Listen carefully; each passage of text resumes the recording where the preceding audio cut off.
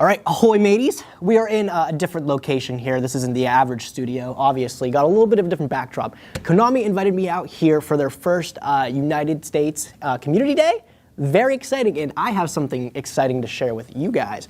I get to share with you guys a first look at the world premiere cards in Ignition Assault. So January 31st is the release date of Ignition Assault, and the sneak peek is a week prior. But I got my hands on a couple of the new cards from the newest archetype, and let's say we are plundering for booty. Plunder Patrols is the name of the archetype, and you've probably already seen by the product page, it is focused around pirates. So we're gonna be taking some things that we don't have. So what I have to share with you guys is I have 4 cards from the main deck, and I also have 1 additional card in the extra deck to share with you guys. And if you guys wanna get a broader scope of the whole deck, you can check out my mateys.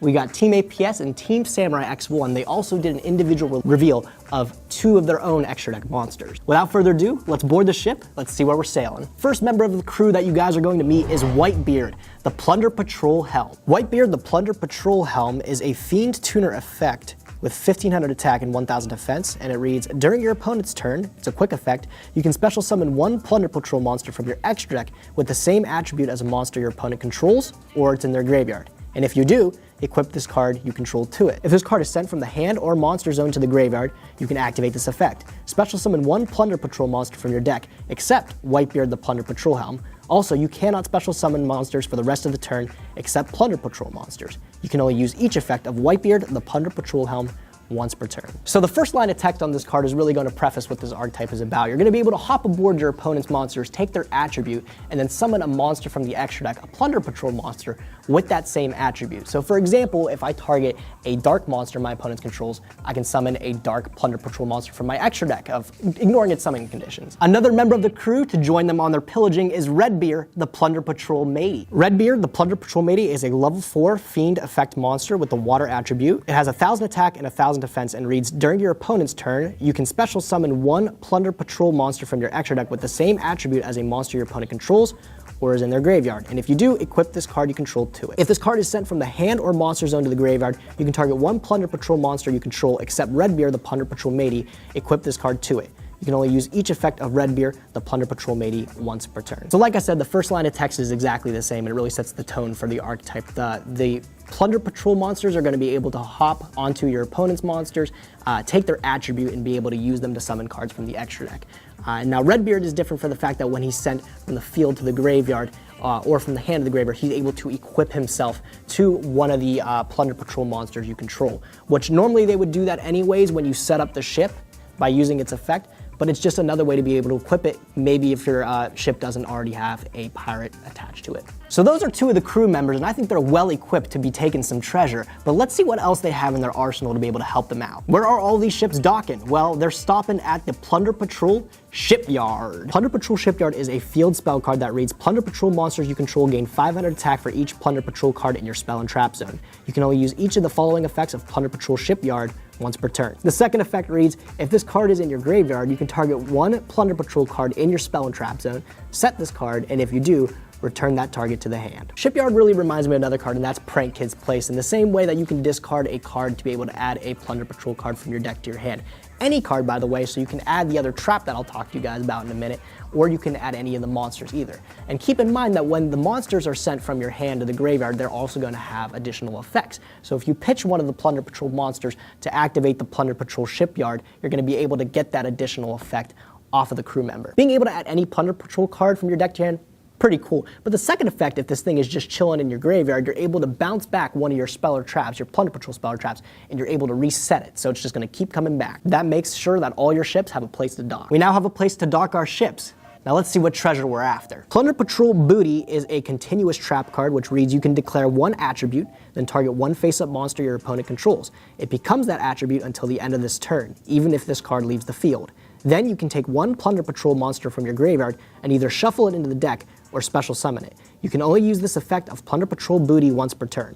Once per turn during the end phase, if you control no Plunder Patrol monsters, send this card to the graveyard. I think this card's absolutely nuts because it wraps up a lot of things with the archetype that really make it kind of blend together. The fact that you're able to summon one of the Plunder Patrol monsters from your graveyard on your opponent's turn and then be able to use their quick effects to be able to hop up into the ships is really cool. Not only that, but you'll see in a minute that you have some restrictions with the extra deck monsters you can summon. There's only a couple attributes.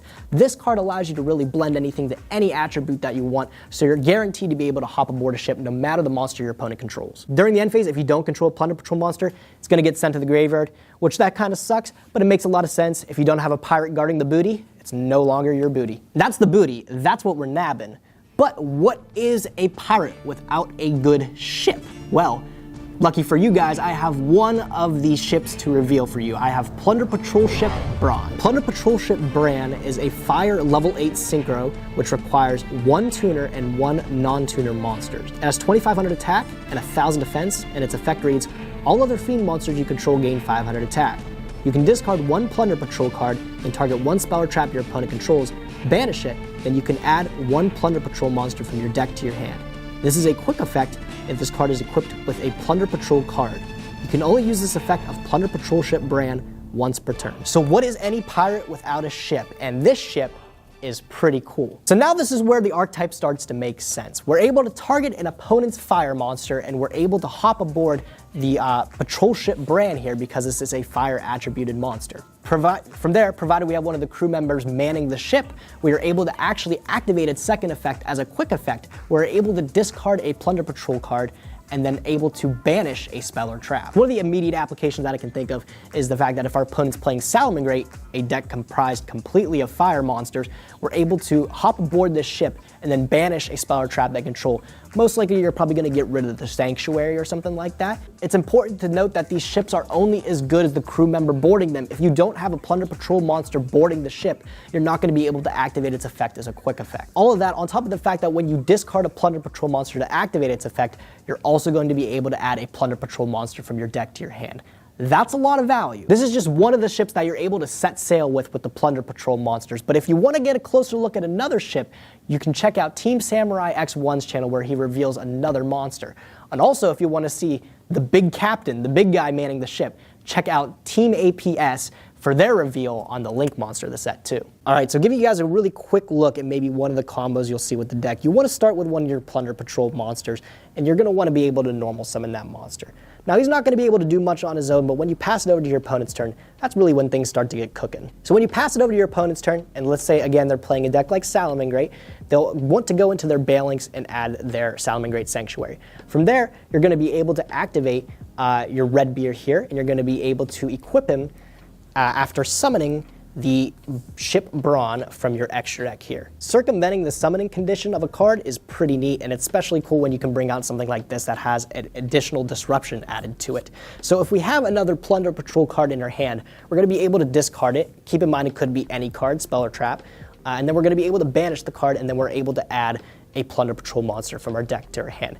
That, of course, only is able to happen if we have one of the crew members attached to it. You can accomplish all of this just by having one of the Plunder Patrol monsters, and of course the correct attribute on your opponent's side of the field. And of course you have these 2 additional cards to help you be able to get that. And there you guys have it. That is a first look at the new Plunder Patrol archetype. Super exciting. I'm really excited to see how this archetype pans out, and hopefully with some additional support, they can get even better and their crew can expand. I want to give a huge shout out to Konami for allowing me to reveal these cards to you guys today. And again, check out the rest of the members in my crew, Team APS and Team Samurai X1, to get a little bit broader of a scope of the archetype and get a closer look at 2 more extra deck monsters that are joining the Plunder Patrol. If you guys enjoyed the video, be sure to give the video a huge thumbs up and definitely subscribe to the channel to stay up to date for more Yu-Gi-Oh content. Tomorrow, we've got an opening of the Ignition Assault set, so maybe we'll be able to see these Plunder Patrols get pulled from packs. Maybe we'll be able to see some other stuff. But you guys will have to wait for that. So I will catch you guys tomorrow. Thanks for watching.